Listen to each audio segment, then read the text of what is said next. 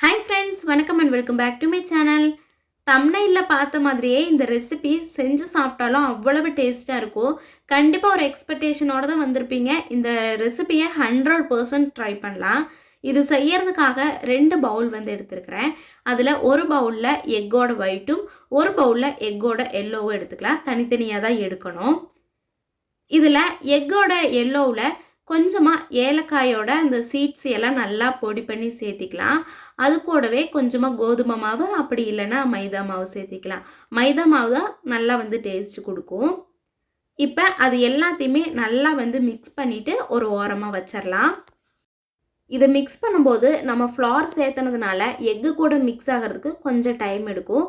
அதனால் கட்டிகள் இல்லாமல் நல்லா நைஸ் பேஸ்ட் மாதிரி மிக்ஸ் பண்ணி எடுத்து வச்சுக்கணும். அதுக்கப்புறமா நம்ம எடுத்து வச்சுருக்கிற ஒயிட்டில் கொஞ்சமாக சுகர் வந்து சேர்த்திக்கலாம்.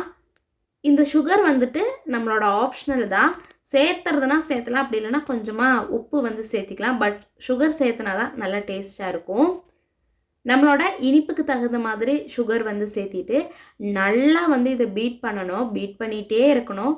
இந்த ஒயிட் கலர் வந்து ஃப்ராத் மாதிரி வரும். நல்லா வந்துட்டு ஸ்பாஞ்சு மாதிரி நமக்கு வந்து கிடைக்கும். அது வர பீட் பண்ணி எடுத்துக்கலாம். அப்படி இல்லைன்னா மிக்சியில் ரொம்ப நேரம் நம்ம கொஞ்சம் கொஞ்சமாக ஆயில் சேர்த்து பீட் பண்ணாலுமே இது மாதிரி ஒரு ஒயிட் கலர் கன்சிஸ்டன்சி கிடைக்கும். அதில் நம்ம எடுத்து வச்சுருக்கிற இந்த எல்லோவோட மிக்சரையும் சேர்த்திக்கலாம்.